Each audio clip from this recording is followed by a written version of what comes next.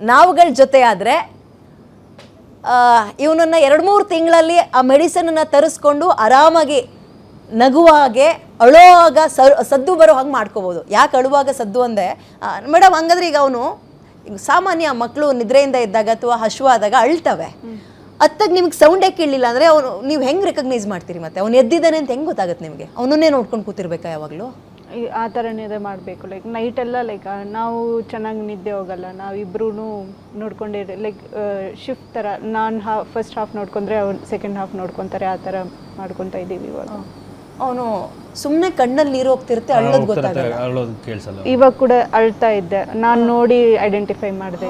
ಈಗ ನನ್ನ ಹತ್ರ ಮಾತಾಡ್ಬೇಕಾದ್ರೆ ಅವ್ನು ನಕ್ಕಾಗ್ಲೂ ಗೊತ್ತಾಗ್ಲಿಲ್ಲ, ಸೌಂಡ್ ಕೇಳಿಸ್ಲಿಲ್ಲ ನಮ್ಗೆ. ಸೊ ಈಗ ಅವ್ನ ಬಾಯಿಂದ ಧ್ವನಿನೇ ಬರ್ತಿಲ್ಲ. ಧ್ವನಿ ಬರ್ತಾ ಇಲ್ಲ ಅಂದ್ರೆ ಮಸಲ್ಸ್ ತುಂಬಾ ಪೇನ್ ಮಾಡ್ತಾ ಇದೆ, ಅವನಿಗೆ ಸಪೋರ್ಟ್ ಮಾಡ್ತಿಲ್ಲ. ಓಕೆ ಓಕೆ, ಮತ್ತೊಬ್ರು ಫೋನ್ ಮಾಡಿದ್ದಾರೆ, ಸತೀಶ್ ಅಂತ. ಸತೀಶ್ ಅವರೇ ನಮಸ್ತೆ. ಹಲೋ ಮೇಡಮ್, ನಾನು ಸತೀಶ್ ಅಂತ. ಗಟ್ಟಿಯಾಗಿ ಮಾತಾಡಿ ಸರ್ ಸ್ವಲ್ಪ. ಇವ್ರ ಬಗ್ಗೆ ಎಲ್ಲ ಗೊತ್ತಾಗಿ ನಾವು ಹೊಸೂರ್ ಕಡೆ ನಾವು ಫೋನ್ ಮಾಡ್ತಿರೋದು.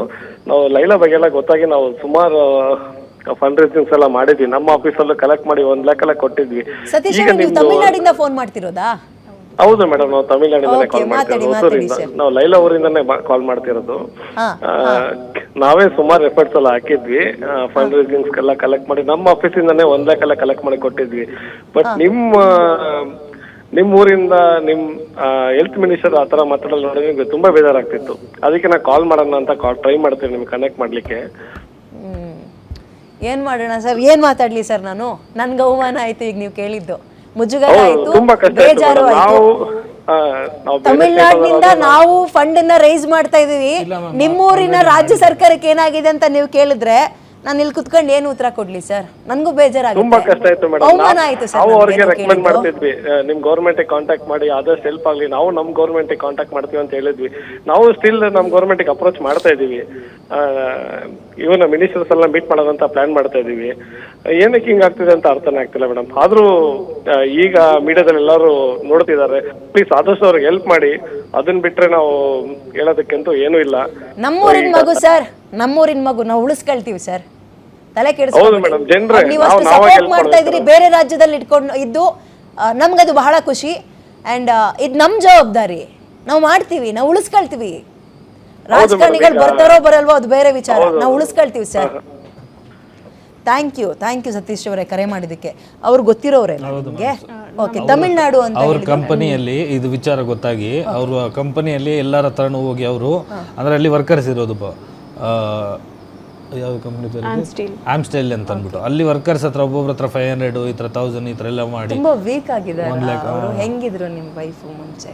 ತುಂಬ ಚೆನ್ನಾಗಿತ್ತು, ಆಗ ಲೈಕ್ ಫುಲ್ ಹೆಲ್ದಿ ಆಗಿದ್ರು. ಈಗ ಅದೇ ಹೇಳ್ತಾ ಇಲ್ಲ, ನಿದ್ದೆ ಇಲ್ಲ ನೈಟೆಲ್ಲ. ಏನ್ ಅಂದ್ರೆ ಈಗ ನಿಮ್ಗೂ ನೋವಿರುತ್ತೆ, ಬಟ್ ಅವ್ರಿಗೆ ಹೆಂಗ್ ಸಮಾಧಾನ ಮಾಡ್ತೀರಿ ನೀವು? ಏನ್ ಕೇಳ್ತಾರೆ ನಿಮ್ಗೆ ಅವರು? ಅವ್ರ ಮುಂದೆ ಅಂತೂ ನಾನು ಅಳಲ್ಲ ಆ್ಯಕ್ಚುಲಿ. ನಂಗೆ ಹತ್ರ ಅವಳಲ್ಲಿ ಇದು ಮಾಡ್ಕೊಂಡು ಬೇಜಾರು ಮಾಡ್ಕೊಂಡು ಮತ್ತೆ ಅವಳು ಹೇಳ್ಕೊಂಡಿರ್ತಾಳೆ ಅಂತ. ನಿಮಗೆ ತುಂಬಾ ಭಯ ಆದಾಗ ಮಗುನ ಬೇಗ ಗುಣ ಮಾಡಿಸು, ಏನೋ ಮಾಡು ಅಂತ ಉಳಿಸ್ಕೊಂತೀವ ಅಂತೆಲ್ಲ ಕೇಳ್ತಾರ? ಹೌದು, ಒಂದ್ಸರ್ತಿ ಅದು ಡಿಸ್ಕಷನ್ ಆಗಿದೆ, ಇಬ್ರು ಹತ್ಕೊಂಡಿರೋದು ಇದೆ. ಫಸ್ಟ್ 1 ಮಂತ್ ಇದರಲ್ಲೇ ಬರೀ ಹತ್ಕೊಂಡಿರೋದ್ರಲ್ಲೇ ಆಯ್ತು. ಇವಾಗ ಕಣ್ಣೀರು ಬತ್ತೋಗಿದೆ ಆ್ಯಕ್ಚುಲಿ, ಅಳಕ್ಕೂ ಕಣ್ಣೀರು ಬರ್ತಿಲ್ಲ. ಅಷ್ಟೊಂದು ಹತ್ತಿದ್ದೀವಿ ನಾವು ಆ್ಯಕ್ಚುಲಿ. ನಮ್ಮ ಮಮ್ಮಿ ಒಂದು ಕಡೆ, ಅವರು ಆ್ಯಕ್ಚುಲಿ ನಮ್ಮ ದೊಡ್ಡಕ್ಕಾಗಿ ಈಗ ತಾನೇ ಇನ್ನೊಂದು ಮಗು ಆಗಿದೆ, ಒಂದೇ ಒಂದು ಮಂತ್ ಬೇಬಿ ಅದು. ಅಂದರೆ ಇದು ಗೊತ್ತಾಗ ಮುಂಚೆ ಅವಳು ಪ್ರೆಗ್ನೆಂಟ್ ಆಗಿದ್ಲು ಅವಳು.